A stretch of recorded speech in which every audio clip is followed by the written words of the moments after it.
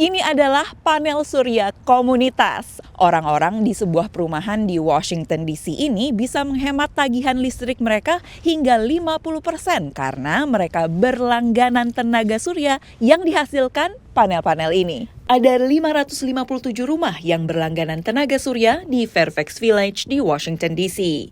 Energi yang dihasilkan panel-panel surya ini bisa dipantau lewat aplikasi. Dari aplikasi terlihat musim panas hasilkan lebih banyak energi dibandingkan musim dingin seperti saat ini. Untuk memaksimalkan penggunaan lahan, panel-panel surya komunitas tidak hanya dipasang di atas permukaan tanah, tetapi juga di atas atap-atap perumahan warga.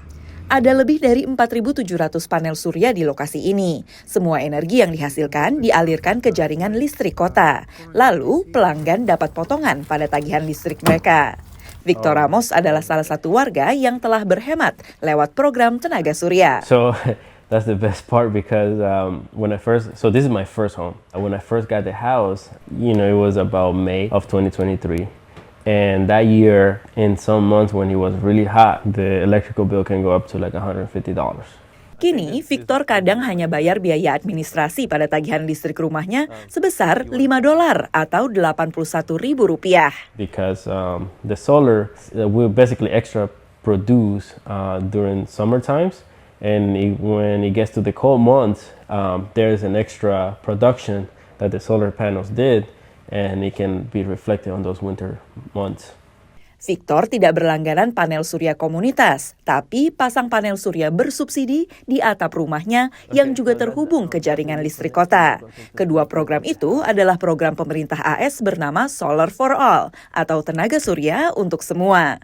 Ada sejumlah syarat untuk ikuti program ini. Salah satunya pendapatan di bawah jumlah tertentu untuk menarget warga berpenghasilan rendah. There are many stories where these solar panels and even these programs are available to help residents reduce their electricity bills, and those funds can go somewhere else, whether it's their medical bills, their groceries, other bills, helping save for college if they got a kid. Namun program ini kini terancam. Pasca dilantik, Trump tanda tangani Inpres tentang energi yang memerintahkan Badan Federal menyetop pencairan dana terkait UU Transisi Energi yang dibuat oleh Joe Biden, termasuk $7 triliun atau 112 kuadriliun rupiah untuk dana program Solar for All yang dikelola Badan Perlindungan Lingkungan AS atau EPA.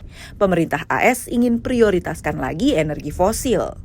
To further defeat inflation, my plan will terminate the Green New Deal, which I call the Green New Scam, greatest scam in history probably, a $10 trillion scam that we waste, we throw like throwing money right out the window. Tapi banyak negara bagian pendukung Trump yang juga diuntungkan dari program tenaga surya. The sun shines on everybody, doesn't care what political party you support, and I think one of the reasons that solar is popular across the partisan divide is that people in rural communities, in cities and suburbs, anybody can benefit from solar energy. We see support from people across the political spectrum in our work. Setidaknya di Washington DC, program Solar for All memiliki sumber dana lain selain dari pemerintah federal, termasuk dana pemerintah kota. Dari Washington DC, Valdia Baraputri, Nabila Ganinda, dan tim VOA.